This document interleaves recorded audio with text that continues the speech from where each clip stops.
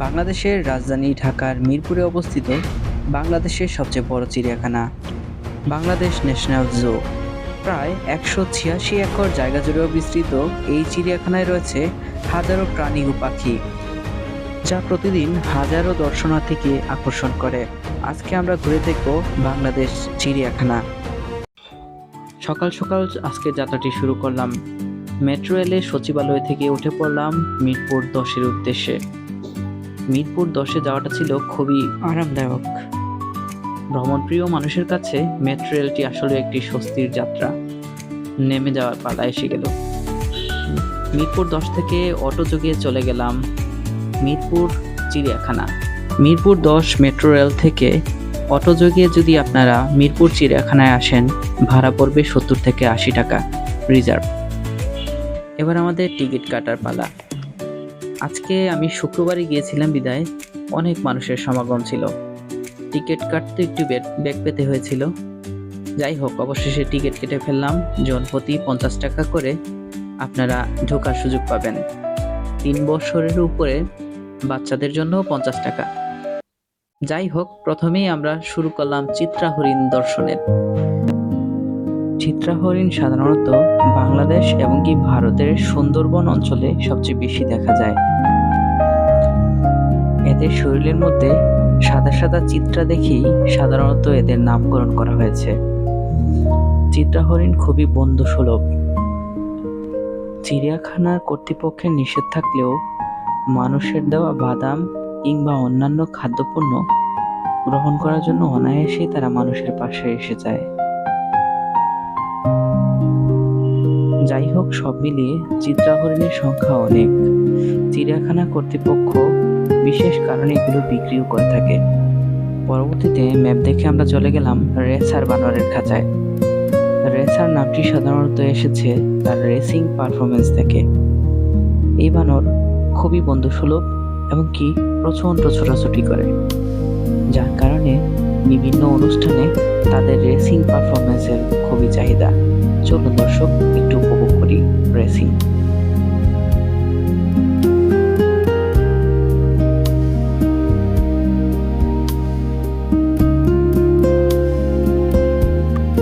বানরের খেলা দেখতে দেখতে আমরা চলে গেলাম পাখির সাম্রাজ্যে, যেখানেই দেখলাম দুটি পেলিক্যান ডিম পেড়ে সদ্য বসে আছে। পেলিক্যান যেন নতুন জোড়া পেতে এসেছে নতুন সংসারে। নানান প্রকারের পাখি সেখানে আমরা দেখতে পেলাম। গ্রেটার ফ্লেমিঙ্গো, পেলিক্যান, বক, সাদা বক, নানান প্রকারের বিদেশি পাখি। সবাই যেন জোড়া জোড়া বেঁধে খাবারের আহরণে ব্যস্ত তারা। সেখান থেকে আবার আমাদের অন্য গন্তব্য, অন্য যাত্রায়। ঘুরতে ঘুরতে আমরা চলে আসলাম বাঘ মামার খাঁচায়। রয়্যাল বেঙ্গল টাইগার, যা বাংলাদেশ ভারত সুন্দরবন অঞ্চলে সবচেয়ে বেশি দেখা যায়। তবে বর্তমানে শিকারীদের হিংস্র চাহনির কাছে হার মেনেছে বাঘের সংখ্যা। পর্যায়ক্রমে বাংলাদেশে বাঘের সংখ্যা কমছে নতুন শুমারিতে, এটাই আমরা পাই।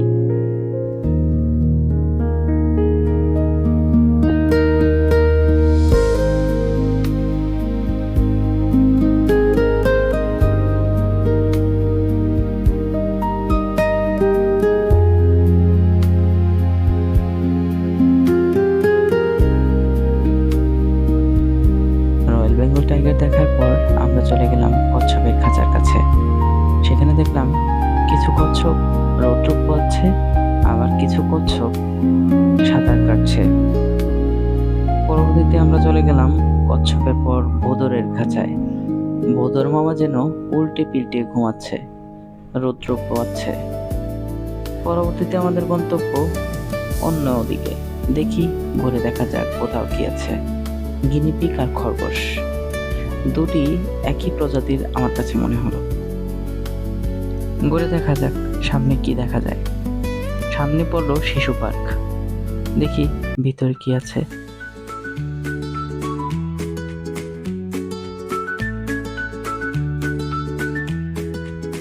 ভিতরে গিয়ে দেখলাম শিশুদের জন্য সেখানে রয়েছে নানান রকম রাইড। মাত্র 40 টাকার মাধ্যমে এক একটি রাইড আপনি উপভোগ করতে পারবেন। কেউ বা ট্রেন চড়ছে, কেউ বা আবার সাথে সাইকেল চালাচ্ছে, কেউ বা আবার ঘুরছে রোলিং কোস্টারে।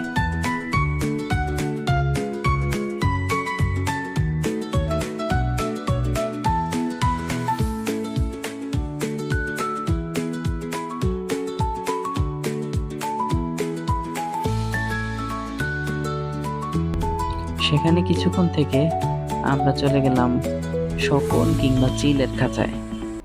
সেখানে রয়েছে একটি হিমালয়া গ্রিক শকুন। শকুনটি আসলে অনেক বড়। এত বড় শকুন সচরাচর আমরা দেখতে পাই না।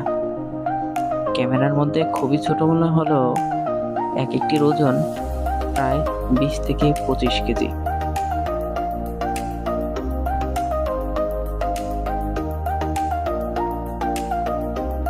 পরবর্তীতে চলে গেলাম আমরা মায়া হরিণের কাছে। মায়া হরিণ হরিণ প্রজাতির মধ্যে সবচেয়ে ছোট একটি হরিণ মায়া হরিণ। গন্ডার মামা যেন অসুস্থ হয়ে দিয়েছে ঘুম। সবাই তার সাথে ছবি তোলার চেষ্টা করছে, তবে তিনি তার ঘুমেই ব্যস্ত। তবে আমার মনে হচ্ছে উনি খুব একটি ভালো নেই, শরীরে কিছু দাগ দেখতে পেলাম।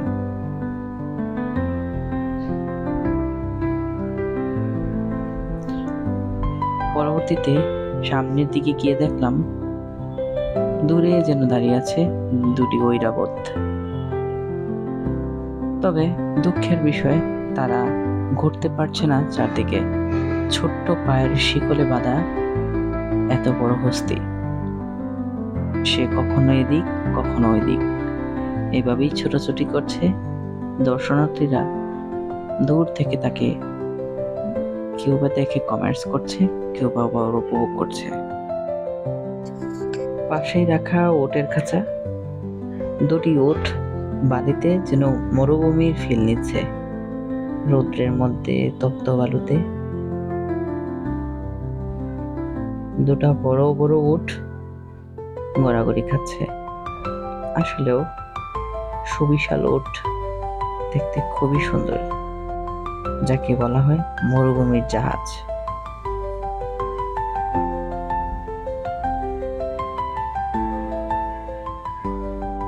সাধারণত উট মরু অঞ্চলের প্রাণী, যারা পানি ছাড়া দীর্ঘদিন থাকতে পারে।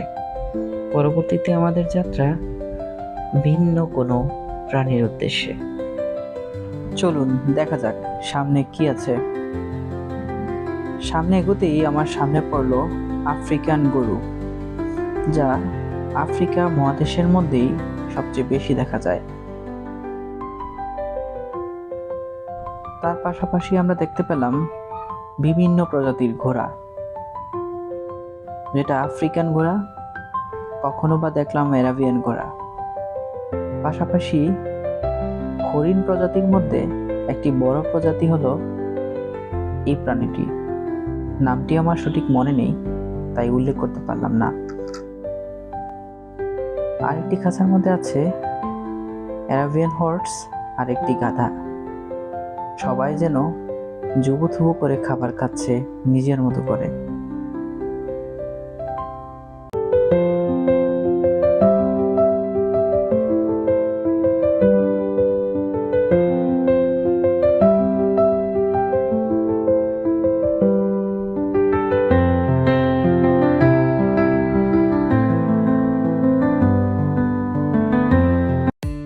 পরবর্তীতে দেখা মিলল জেব্রার পাল। কি অপরূপ মহিমায় সৃষ্টি জেব্রা। ডোরাকাটা রঙের জন্যই তা সুপরিচিত। সেখানে এসেই আমরা দেখতে পেলাম দর্শনার্থীদের দ্বারা তারা ব্যাপকভাবে প্রভাবিত। সবাই খাবার খাওয়াচ্ছে, খাবার খাওয়ার জন্যই বা তারা যেন পাগল হয়ে আছে। বাইরে থেকে যাই দিচ্ছে, মানুষের সাথে মিলেমিশে খাবার চেষ্টা করছে। তার পাশের খাঁচায় আমরা দেখতে পেলাম বিশাল বিশাল জিরাফ, তার লম্বা গলা দূর থেকেই যেন মানুষকে ডাকছে।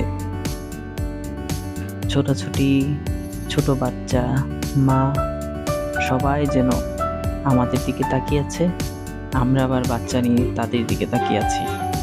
কি অপরূপ সৃষ্টিকর্তার, যা একমাত্র মিরপুর চিড়িয়াখানায় আসলেই আপনারা দেখতে পারবেন।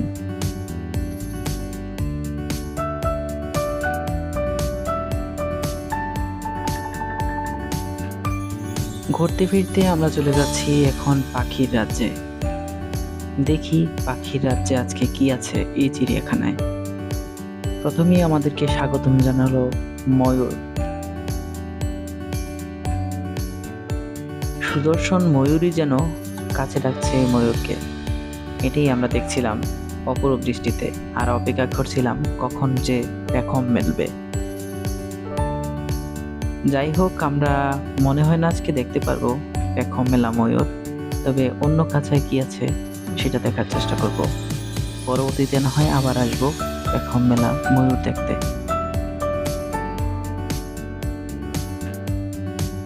পাশের কাছায় আছে ইমু পাখি। আফ্রিকার সবচেয়ে ভয়ঙ্কর পাখিগুলোর মধ্যে ইমু পাখি অন্যতম। এক একটি ইমু পাখির গড় ওজন হয় 60 থেকে 70 কেজি। পরবর্তী খাঁচার মধ্যে দেখা মিলল সবুজ ঘুঘু, যেটি গ্রাম বাংলায় অতীতে অনেক দেখা গেলেও এখন প্রায় বিলুপ্তির পথে, যা সহজেই চোখে পড়ে না। তবে পাখিটি দেখতে আসলেই অপরূপ সৌন্দর্যের মহিমান্বিত।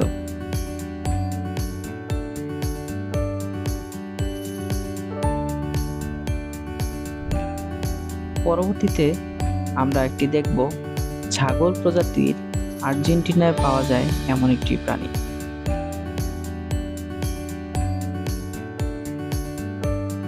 দেখতে কিছুটা ভেড়ার মতো হলেও অনেকটাই বড়। গাধা যেন জেগে জেগে বিশ্রাম নিচ্ছে। গাধা সাধারণত পাকিস্তান, আফগানিস্তান বেশি দেখা যায়। গাধা কঠোর পরিশ্রমের জন্য বিশেষায়িত। পরবর্তীতে আমরা দেখতে পেলাম গয়াল। গয়াল সাধারণত ভারত, বাংলাদেশ, মায়ানমারে সবচেয়ে বেশি দেখা যায়। গয়ালের খাঁচার পরপরই আমরা দেখতে পেলাম সাদা বক। সাদা বক সাধারণত শীতপ্রধান দেশের মধ্যে সবচেয়ে বেশি দেখা যায়।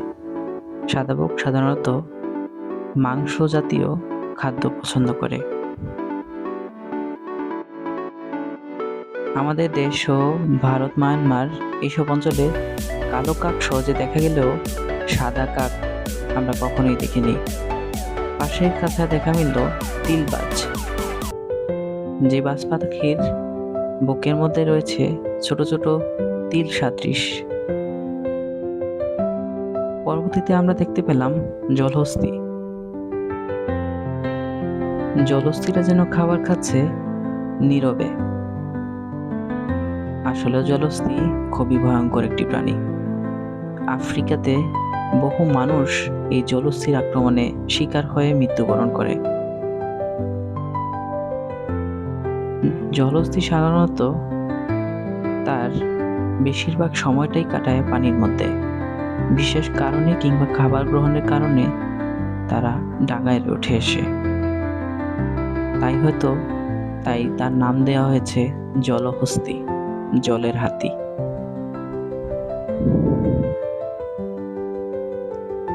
পরবর্তীতে আমরা দেখতে পেলাম লোনা পানির কুমির।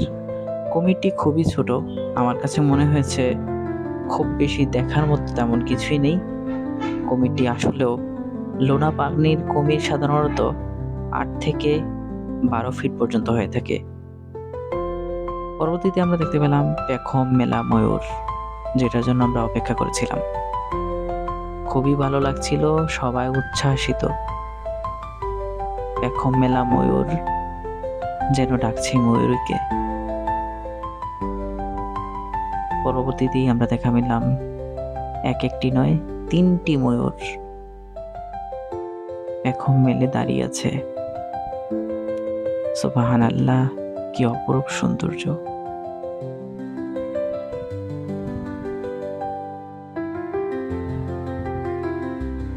ময়ূর সাধারণত ময়ূরকে আকৃষ্ট করার জন্যই তার পেখম মেলে ধরে।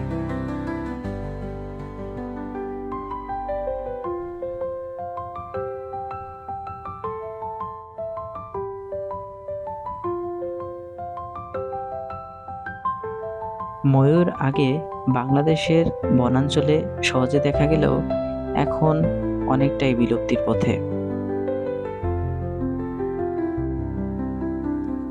পরবর্তীতে আমরা চলে গেলাম অজগরের খাঁচায়।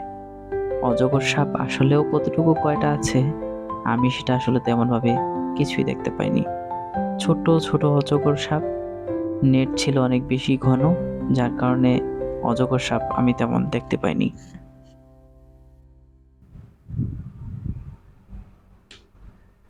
পরবর্তীতে আমরা চলে গেলাম বিশেষায়িত এক বানরের কাছে। বানরটা দেখতে ছিল খুবই অদ্ভুত।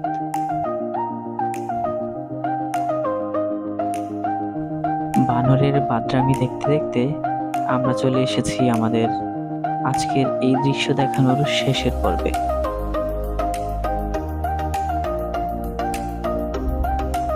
আমার মনে হলো প্রায় 5 থেকে 6 প্রজাতির বানর সেখানে অবস্থিত। তবে রেসার বানরের কাছেই মানুষের আনাগোনাটা বেশি ছিল। রেসার বানরগুলো মানুষের সেই আনাগোনা ব্যাপকভাবে পছন্দ করতেছিল, সেটা ভিতর থেকেই বোঝা যাচ্ছে। তারাও হয়তো আনন্দিত আমাদেরকে দেখে। অনেক মানুষের আনাগোনা চারদিকে। পরবর্তীতে আমরা চলে গেলাম উল্লুকের খাঁচার কাছে। উল্লুকের ডাকার সাউন্ডের কারণেই মূলত অনেক মানুষ আসছিল। যদিও আমি যখন ভিডিও করতে আসছিলাম তখন উল্লুকের সাউন্ডটা তেমনভাবে তারা চিৎকার করেনি, হয়তোবা আপনাদেরকে নীরব দর্শনের জন্যই সে চুপ করেছিল। এই উল্লুক অতীতে সিলেট অঞ্চলে অনেক দেখা গেলেও বর্তমানে দেখাই যায় না।